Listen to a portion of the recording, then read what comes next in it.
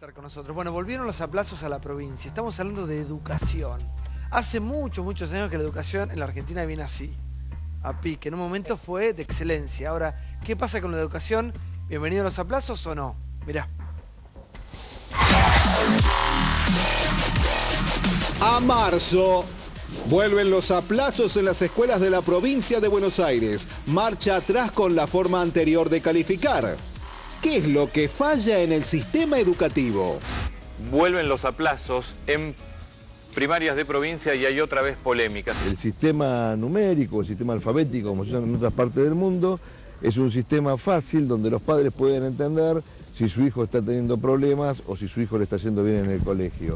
La repitencia y los aplazos sistemáticos no mejoran el rendimiento académico de los alumnos. Sí es muy importante tener medidas de progreso para evaluar el progreso del chico. El tema de la libreta de trayectorias escolares era un intríngulis para los padres, realmente no se sentían cómodos. Yo creo que era un error este viejo modelo de si tenés problemas lo escondo abajo de la cama para que no lo vea. El mundo funciona con sistemas de premios y castigos. Para mí no es negativo que se ponga evaluaciones a los chicos. En la vida, después, no hay segundas chances. Los chicos, le dijimos durante 12 años, los engañamos, le dijimos que está todo bien, terminan la escuela media, van a buscar un trabajo y los rechazan. Volver a poner sobre la mesa la discusión sobre el esfuerzo, sobre los valores. Algunos gremios decían, no nos parece mal, en la mitad del año hacerlo.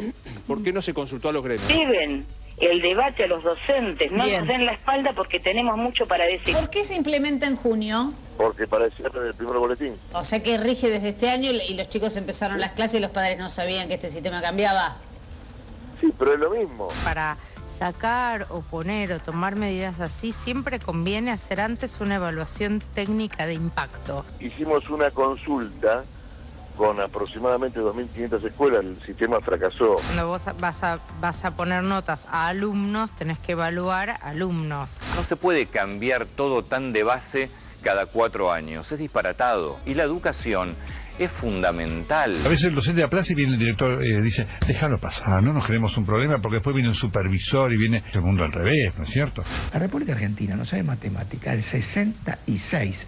2 de cada 3 adolescentes argentinos de 15 años no sabe matemáticas. No seguir escondiendo la verdad más allá de todo este cuento de la estigmatización. No sirve de nada que el maestro ponga un 1, se entienda, no sepa quién es el chico.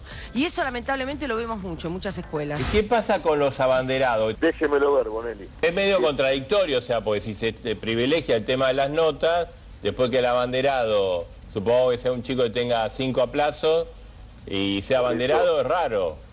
Por eso le digo, Marcelo, permítanos seguir trabajando.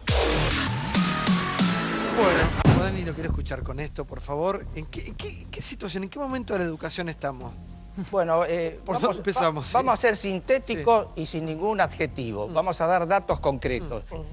Primero, en la prueba PISA no sabe matemática el 3% de los chinos, el 5% de los coreanos, el 7% de los japoneses. En el mundo no sabe matemática el 23% de los adolescentes. En Argentina no sabe matemática el 65% de los adolescentes. Primer dato, la realidad. Segundo dato, la realidad. La prueba PISA, 65 países. Se midió el ausentismo escolar. ¿Qué lugar ocupa la Argentina? El lugar 65. Vamos a América Latina, para no hacer comparaciones, prueba PISA. Hay 3 grandes evaluaciones de UNESCO, la PERCE, la CERCE y la TERCE, primera, segunda y tercera. La PERCE y en la CERCE, Cuba salió primero. Le guste o no le guste a usted el régimen cubano, es imbatible en materia educativa. Es cierto. Primero. En la tercera prueba no se presentó Cuba, pero no salimos segundos, salimos octavos, atrás de Chile, de México, de Costa Rica, Uruguay, Colombia y Brasil. Esta es la realidad. Vamos a la provincia de Buenos Aires. La provincia de Buenos Aires ha consagrado la absoluta desigualdad, porque viola sistemáticamente el gobierno de la provincia la ley de educación que decía que el 30% de los chicos tenía que estar en jornada extendida. En la capital federal está en 45% de hace muchos años, en Córdoba está el 35%, en Río Negro el 25%. En el conurbano bonaerense, el núcleo duro de la pobreza argentina, en jornada extendida no está el 30%, está el 2%. Es una profunda discriminación. En este contexto, esta discusión yo diría que es de segundo orden. En cada caso, mire, el presidente que más sabe de educación en América Latina es Correa. Y Correa dijo, mire, cuando yo tengo una duda en materia política educativa, me pregunto una sola cosa, ¿qué es bueno para los pibes? ¿Qué es bueno para el futuro de los chicos? A mí el sentido común me dice que es bueno para el futuro de los chicos, que si un chico no sabe, se denote que no sabe y se lo aplace. Pero no para retarlo, para estigmatizarlo, para excluirlo, para que el chico sepa que está mal y que los padres se han informado. Y además la ley es sabia. La ley permite en esos casos designar tutores. Entonces, el mecanismo es, el chico no sabe, bueno, vas mal, te tenemos que aplazar. Y el padre lo tiene que saber y los tenés que estudiar. contenidos, que a mí me preocupan los contenidos. ¿Qué se enseña? ¿Se ha jornado la educación? Eso ya es más difícil opinar. Lo que tenemos es... Fue más desigual también. Ah, bueno, mire. La marca de la educación argentina es la desigualdad. Por ejemplo, todo el mundo dice, y termina la escuela secundaria el 42-43% de los estudiantes. Es cierto, pero es falso. A ver. ¿Por qué es cierto y falso? Porque de los que van a escuelas estatales, termina la secundaria, de cada chico, de cada 100 que ingresan el primer grado estatal, termina la secundaria 30. Y de los que van a las privadas, de cada 100 que ingresan el primer grado, termina la secundaria 70. ¿De qué estamos hablando? Esa es la realidad. Tenemos baja calidad, tenemos exclusión social y somos una sociedad profundamente desigual. Y, por ejemplo, tenemos ingreso a la universidad. La universidad es gratuita. Está bien, es una bandera la universidad gratuita. Sí, pero los pobres no llegan a la universidad por la razón sencilla que no pueden terminar la escuela secundaria. Entonces, yo todo esto lo digo. A veces ni llegan a la secundaria. Pero es que no llegan. Todo esto yo lo digo no para tirar malas ondas, sino que nos demos cuenta datos igual. Que es la dato la realidad. Pamela Bolacio, docente, vos la vivís, sí, te escucho. Mira, este nuevo régimen académico se lanzó en el 2014. Creo que quedó a las claras de que fue un fracaso, que la laxitud en los límites no beneficia al estudiante y que creo que hacerle los límites tan laxos hoy es excluirlo de una buena educación y que pase esto, que dejan los estudios, porque bueno, ellos mismos se sienten fracasados cuando ven que no pueden comprender un texto en la cotidianeidad, ¿no es cierto?, del estudio, cuando se les da un texto para leer y sienten que no lo pueden entender, o cuando no pueden afrontar un examen. Mucho se habló de estigmatizar al chico y por eso sacaban los aplazos. Yo creo que mucho más estigmatiza a un niño la exclusión, ¿no es cierto?, estudiar en escuelas donde se caen a pedazos, donde ve que otro niño puede acceder a otro tipo de educación por su condición social. Hace un punto de Pamela, porque a mí hay cosas que me exasperan y nunca entiendo. No lo entiendo ni de este gobierno ni del gobierno anterior. Uno tiene que administrar un país cuando es gobierno. ¿Cómo puede ser que se ponga tanto foco en tanta pelotudez, disculpen el término, por favor, en tanta pavada, es que no tengo otro adjetivo calificativo, en tanta pavada y no se focaliza? El otro día estuvo, por ejemplo, no sé, cuando hablamos de los abuelos, cuando hablamos de lo que cobra un jubilado, cuando hablamos de cómo están los hospitales, cuando hablamos de lo que gana un maestro, cuando hablamos de educación, ¿cómo un país, cuando hablamos de salud, cómo un país nos hace fuerte desde ahí? ¿Qué es lo único que nos va a sacar adelante? ¿Por qué no se invierte en educación, por ejemplo? Porque no vemos la realidad. Nosotros tenemos la realidad a la vista, pero no la vemos. Mire, le voy a dar un solo dato. Si en el 2003 había 100 chicos en el primer grado en las escuelas estatales de la Argentina, hoy hay 80. Se fue el 20% de los chicos del primer grado. Se pasaron a las escuelas privadas. Hay provincias argentinas, caso Chaco, Formosa, Misiones. Eso es discriminación total, porque el que puede pagarlo puede acceder. Pero claro que sí, se fue el 30%. Y estos son todos datos oficiales. Cuando siempre la educación pública fue de excelencia. Pero es que era al revés antes. Al revés. Era al revés. Al revés.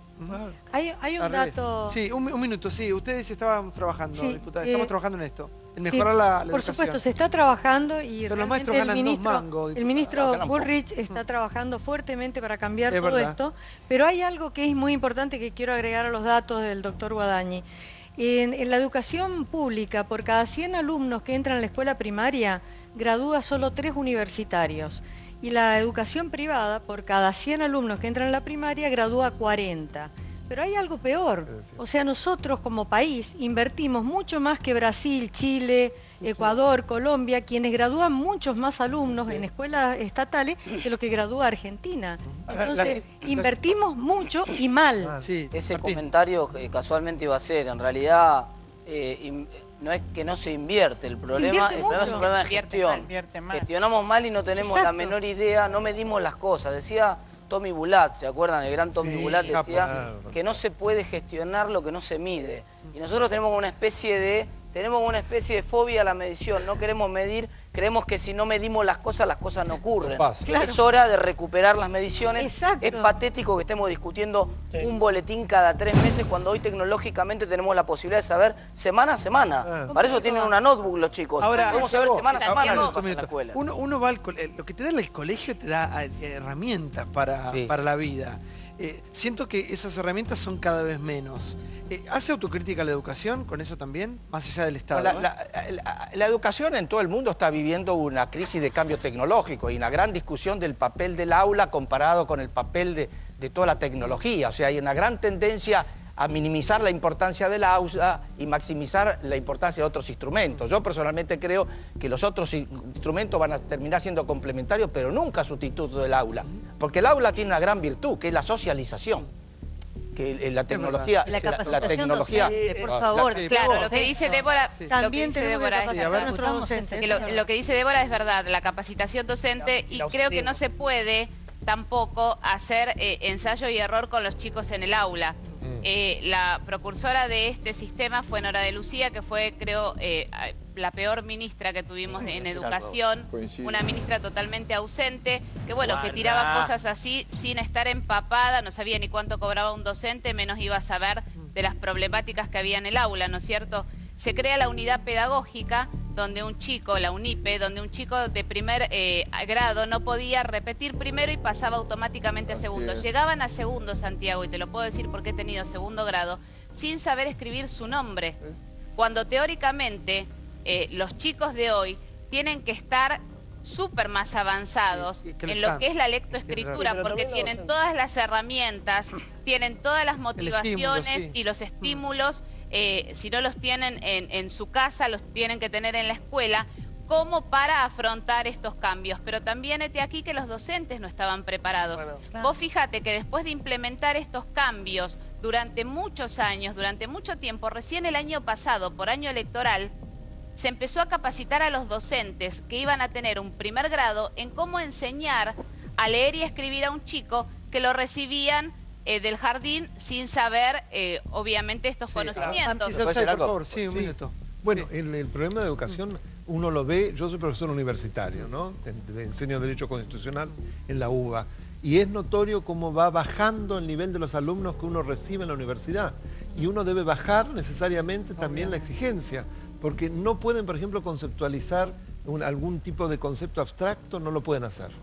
Porque además tienen dificultades en la comprensión en cosas fundamentales.